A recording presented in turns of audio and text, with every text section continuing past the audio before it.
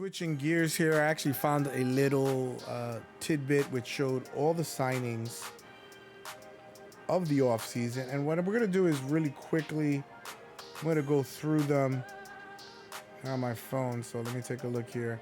So we're going to start from top to bottom. Atlanta signed and trade for Nicole Alexander-Walker. They signed Luke Kennard, the best shooter in the NBA by percentage the last few years, and KP. I'm going to give that a thumbs up offseason. That means they are going to be better. That means they're expected to be better.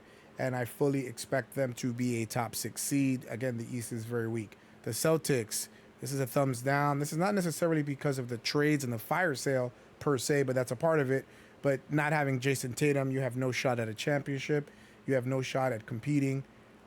This is going to be a very limited squad as it comes to next year. They need to tank all year and get a high draft pick in a very stacked 2026 NBA draft. The Nets, this is a thumbs down. This is another rebuild year. They drafted 5 first-round picks. First time a team has done that ever. So they are expected to tank. This is going to be a college all-star team. So we're going to see what happens if you put the best college players, close to the best college players, but you put Division I college players in the NBA, what's going to happen. This is an experiment that we get to see. The Hornets, I'll give them a medium. I'll give them, can you see that? Yeah, we'll give them a medium. I think this slightly improves them. Re-signing Trey Mann is great. Pat Connaughton coming from the Bucks. Spencer Dinwiddie signing from the Mavs. He's probably going to get traded mid-season. Mason Plumlee as an offseason. And Colin Sexton, with their team, instead of 20 wins, they're going to get 25, maybe 30 wins. It's a slight upgrade. So we'll see how it goes. The Bulls have still not. They traded for Isaac Okoro. They traded Lonzo Ball for Isaac Okoro. I'm going to give them a thumbs down. Josh Giddey has not been re-signed. He wants $30 million a year, but there's no competition, so the Bulls do not have to pay him. He may end up taking that qualifying 1-year offer and test his free agency next year, when a lot of teams are going to have cap space. So I'm going to say thumbs down for the Bulls. The Cavs, I'm going to say they are... I'm going to say that they're neutral. Where am I? I'm right here. I'm going to give them a neutral. They lost Ty Jerome, which was their finalist for 6th Man of the Year. They got Lonzo Ball, so it's kind of like a punt there. They re-signed Sam Merrill, and they signed Larry Nance Jr. They have the experience of losing in the second round. They won 64 games last year. They are fully expected to potentially win more. They may win 70 games. Who knows? This is a regular season team. Any team with Donovan Mitchell does not scare you in the playoffs. He has never gone past the second round with Utah or Cleveland. So whoop-de-doo, win your 70 games and lose in the second round. That's typical. The Mavericks got Dante Exum to re-sign, extended Kyrie. They signed D'Angelo Russell, and they got Cooper Flagg as the first pick. They are 10 strong. This is a very scary team. Now, health permitting, because they're not going to get Kyrie back till January. D'Angelo is actually pretty good because he's going to be surrounded by really, really good defenders. I would actually start Dante Exum and then bring D'Angelo for scoring punch off the bench, and he has a ruthless bench mob around him to help him defend. So I fully consider the Mavericks having a A+ offseason, and they are finals contender in the very stacked West. But again, Anthony Davis, Kyrie Irving, they have to stay healthy. If they cannot stay healthy, this team is known for not being healthy. So anyway, Denver Nuggets got Bruce Brown. They traded for MPJ for Cam Johnson. They signed Tim Hardaway Jr., and they got Jonas Valanciunas, who they just informed that they will not let him go to Greece. So they definitely get a thumbs up. Also, right here, right in my chest. Thumbs up. They get a thumbs up for the offseason. This team right here would have won that Game 7 against the OKC Thunder, in my opinion. I know people are crapping on them because Bruce Brown has had a few down years, but everybody plays better with the Joker. Tim Hardaway is something like 45% on open threes. So all he has to do is hit his open threes, and you're going to be open with the Joker. Cam Johnson is a better shooter than MPJ, and Jonas is the first full backup. The Nuggets are going to be scary. Watch out for them. Detroit Pistons are terrifying. Definite thumbs up for them. They re-signed Paul Reed. They got Karis LeVert, and they did a signing trade for Duncan Robinson. They lost a few players here and there. They lost Malik Beasley, who is in a gambling issue. He may have to take an off year until he gets cleared. But the Detroit Pistons pushed the Knicks more than almost any other team in the playoffs. Obviously, the Pacers played really well, but the Detroit Pistons are for real. Them with the Magic, I consider tier 2 behind Cleveland and New York, but they are a scary tier 2. I do not want to face this team again in the playoffs. They fight you for every possession. They will beat the Cavs, and they potentially, with this team, could beat the Knicks in the right situation. Golden State Warriors made no moves. I will give that offseason a thumbs up. They do have to figure out the Kuminga situations, even if it's just to sign him. Give him his 4 or 5 years, get him a decent offer, and then that way you can flip him at the trade deadline. He does not fit with Jimmy Butler. He does not fit with Stephen Curry, but he has extreme value around the league. You do not want to do a 1-year qualifying offer because your offers will be limited. Do a 4-year, $100 million deal, get it done, and then move him. The Rockets, super thumbs up. They got Clint Capella in that 7-team trade, the biggest trade in NBA history. They traded Kevin Durant. They signed Dorian Finney-Smith. They extended Steven Adams, re-signed Aaron Holiday, re-signed Jeff Green for vet. They extended Jabari Smith Jr. They extended Deshaun Tate, and they extended Fred VanVleet. They traded Cam Whitmore to the Wizards. That was the only loss that they pretty much had.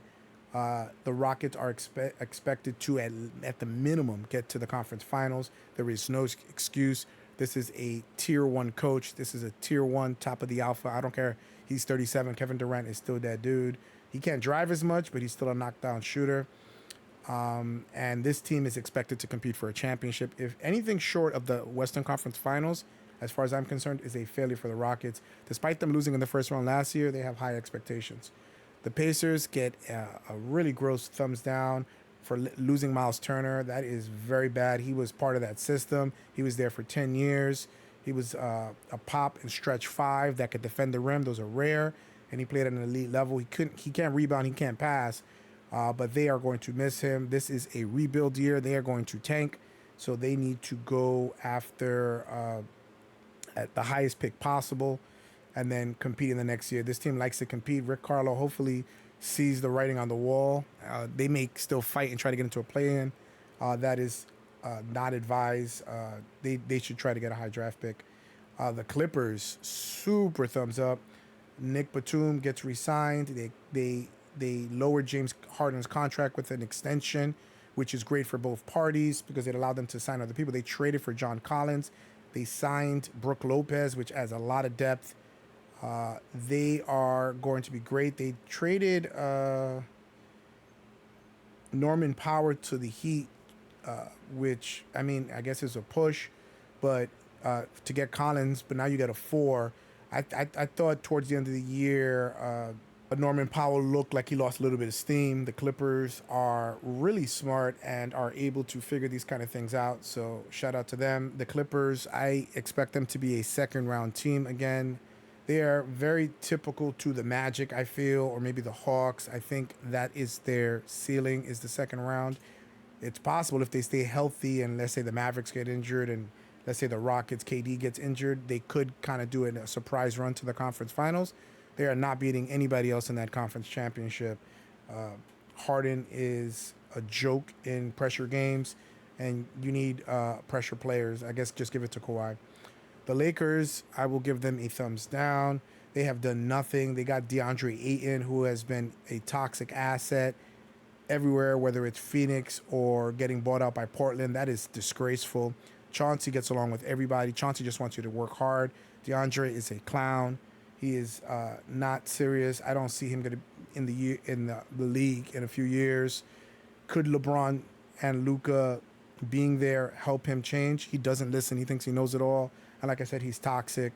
I don't expect much from that. They got Jake LaRavia, which is a good sign that they are going to get rid of Connect because they're kind of similar players. So look for Dalton Connect to get traded soon. The Grizzlies, I will give them a thumbs down. They re-signed Santi Aldama. They gave a max contract to JJJ and then immediately lost him for 4 months due to an injury, a lower leg injury. I think it was turf toe. Re-signed Cam Spencer. They got Cole Anthony in a trade with the Magic, but they're talking about a buyout.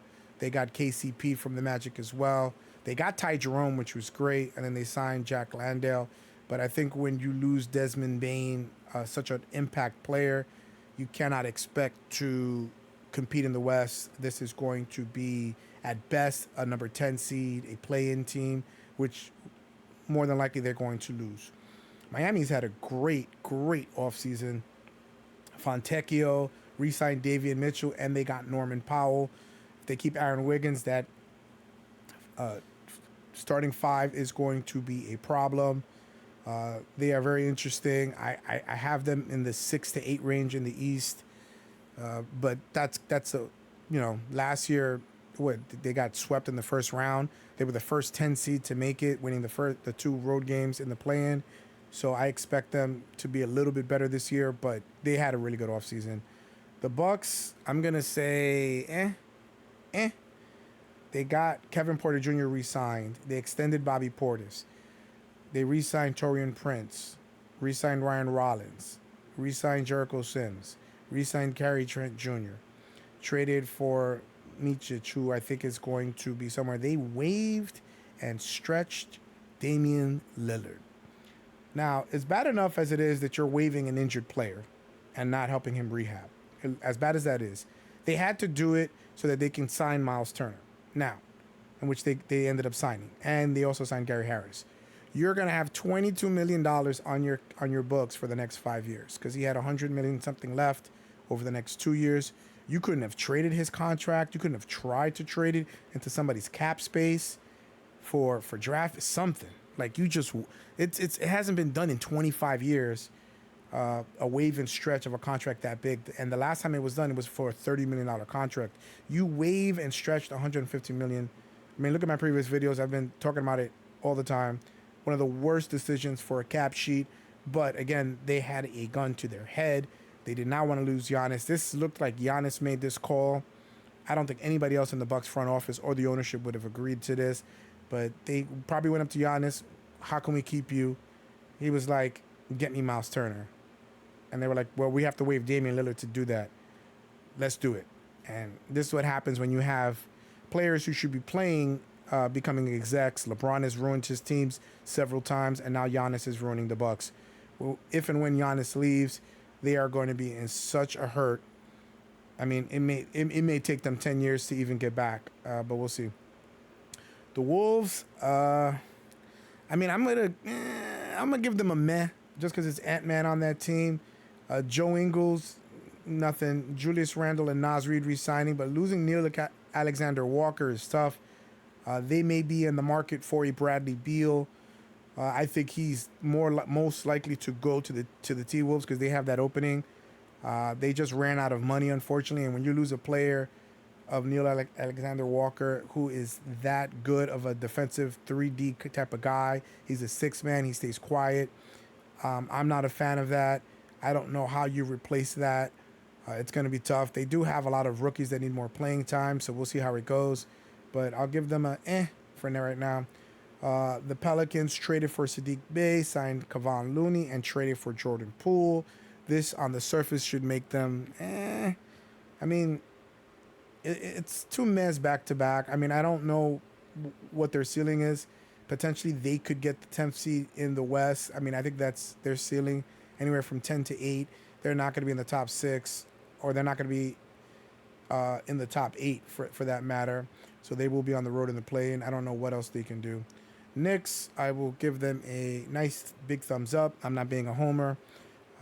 They had bench issues last year, and getting Jordan Clarkson and Gershon Yabusele is great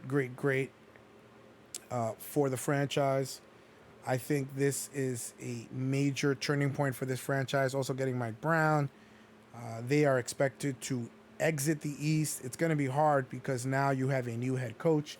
He's going to have to install a new system. but he does get more bench depth, and I think they have a solid 10-man rotation. So we'll see how it goes. Mike Brown is known for defense and offense, which is strange. But we'll see what kind of team this is. Should be more passing, should be more motion offense. OKC, I mean, you won the championship. How can you go bad? You gave Shea Gilgeous-Alexander the biggest contract in NBA history. I think it's the biggest contract per year in the four major sports. I think he's making something like $80 million a year. They re-signed AJ Mitchell and they extended Jalen Williams. So doing nothing is a major win for OKC. This team won 68 games in the regular season. They won their 16 games in the playoffs. They learned by beating the Nuggets in a Game 7. They learned by beating the Pacers in a Game 7. So all is well. They are expected to be, at the very least, in the Western Conference Finals. Let's see if the Deep West, if someone can dethrone them. I don't see them being any lower than the 1 seed or the 2 seed in the West, but we shall see. Magic, nice thumbs up. They are moved from a 6 to 10 type of environment, expected to be a top 4 team in the East. They re-signed Mo Wagner. They traded for Desmond Bane, and this is a team that has been notorious for horrific shooting. They have been horrific in offense, and now you get a two-way player that doesn't take away from your defense and adds shooting to spread the floor. Paolo just today signed a max extension as a rookie. He is not going to get the double teams. Everything is going to be one-on-one because you're not leaving Desmond Bane alone to shoot the ball. So they are expected, unless they get injured, to be a top 4 team. They also signed Tyus Jones, who's been kind of jumping around recently.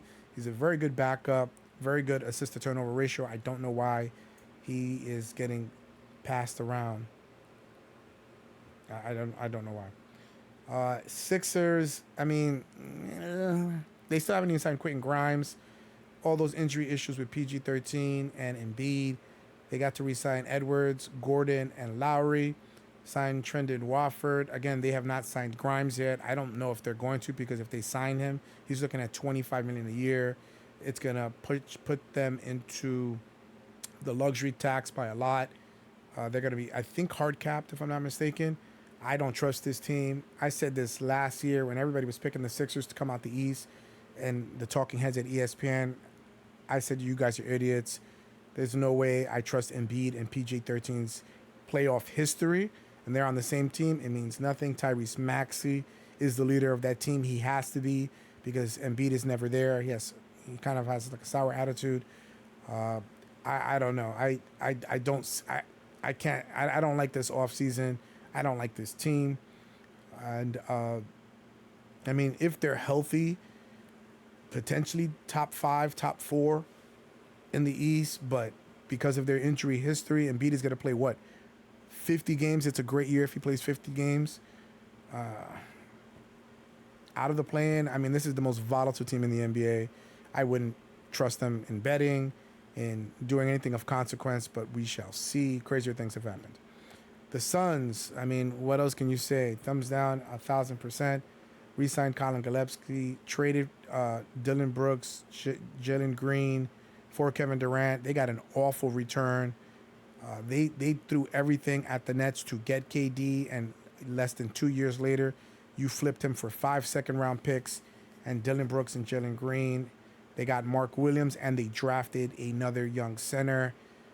They are trying to buy out or to move Bradley Beal. It is an absolute shit show in Phoenix, so I don't know where they can go from here. They have no draft picks, except for the one that they're mandated by the NBA to keep every other year. They got their draft pick back this year, and they got a center. This team is going to be in this cellar. I want to say they're going to be in purgatory at least for the next 5 years. I don't know. Devin Booker, I'm sorry that you want to stay on that team for the rest of your career. It is just bad. This team was in the finals with the Bucks 4 years ago. It's crazy how far they've fallen, and this is what happens when you have terrible ownership. Trailblazers, definite thumbs up. Drew Holiday, they bought out their cancerous DeAndre Ayton. I like what the Blazers are doing. They compete every game. They are going to play the right way. They are building a culture there. They, I don't know. I just feel like the skies that were there. I think this team potentially could be in that play-in situation. They should be able to play a little bit better. Drew Holiday is going to help, and they can flip him when his contract expires next year. So it should be very interesting. Again, even if they just stay 10 or 11, I think the future is bright in Portland. Sacramento signed Dennis Schroeder, and they traded for Dario Saric. This is a thumbs down. I don't know how you have De'Aaron Fox and Tyrese Halliburton, and now you're begging the rest of the league to get a point guard. I just don't get it. The Kings had two in their bag, and they just made terrible decision after terrible decision. Doug Christie is back for his second year. They played well under Doug Christie after firing Mike Brown, so it should be very interesting. The Kings will not be anywhere near the play-in. I don't see anything happening there. This team is a sad state of affairs. The Spurs, big thumbs up, signing Luke Cornett. This is insurance because Wemby is still recovering from that DVT, deep vein thrombosis. So I don't know how long he's going to be out. Might be a first few months in the regular season, or he may be ready for training camp. I don't know. But Luke Cornett has started and played on the championship Celtics. He has played really well. He is a great rim protector. He is a good all-around player. He's a great locker room guy, former Knick. But that is a great signing. They also got Dylan Harper as the second pick in the draft. And they got another draft pick. I don't remember what the draft pick was, number 13. But that team is stacked 1 to 11. The future is bright. They remind me a lot of what OKC did to get to the championship. So don't be surprised if you see the Spurs in championship contention. I would guess next year. This year, I think a great year would be getting to the second round of the playoffs. And I think they're fully capable of doing that. The Raptors, thumbs down. They re-signed Jacob Paletti. They got Sandro Mamukashvili. I'm going to butcher that name. RJ Barrett is on the block. Emmanuel Quickly. They gave him that $35 million contract. He did not play well last year. Nowhere near that contract's value. And this is why the Knicks got rid of him very smartly and adroitly to move on from him. They got Brandon Ingram. Oh, my God. They got Brandon Ingram in a last trade deadline. So, I mean, even in the weakened East, I mean, I would venture to guess that this team is anywhere from 7 to 10. I think they could make the play-in. I just don't know. They're very young. They have an astute starting five, but we'll see how it goes. Giannis may be a potential there if the Bucks decide to move on from Giannis. If they get Giannis, then that would be good. They fired their president. My name is slipping my mind at this moment, but he helped them win a championship in 2019. So what does that mean? Are they going to blow it up, or what is going to happen? We don't know. So the Raptors are in flux. Big thumbs down. For the Jazz, I will give them a thumbs up. And you're going to be like, well, wow, they traded everybody on their team. 2026 is going to be a very stacked draft. They're doing what the franchise needs. They have a lot of expiring contracts. They bought out Jordan Clarkson. They waived Johnny Juzang. They got Nurkic, Kevin Love, and Kyle Anderson. And they're going to continue to compile assets. I know that they traded or released a lot of talented players and did not get a lot of return. But they still have Walker Kessler, who should be able to get them 1 or 2 first-round picks. And they have a few other good young players coming in. So, you know, they're sticking to the plan, and they are going to bottom out. And since the West is so competitive, everybody is swimming upward. They're swimming in the opposite direction, which is smart. So they are cornering that market at the basement. I wouldn't expect them to win more than 10 to 15 games next year. The Wizards, I'll give them a thumbs down. And it's weird because they're doing a similar thing that the Jazz are doing, but they seem to be rudderless. They traded for C.J. McCollum, traded for Dylan Jones, traded for Kelly Olynyk, traded for Cam Whitmore, which is a great, great trade for 2 second-round picks, and they waived Anthony Gill. I mean, they got Jordan Poole and then let him go after a year or two. Like, I don't know what the Wizards are doing. They've had no success in the draft. I don't know. This team seems lost and adrift at sea with no engine or no way to get to land. So the Wizards are going to continue to be in the basement forevermore. Anyway, that's all 30 teams. Their offseason this year.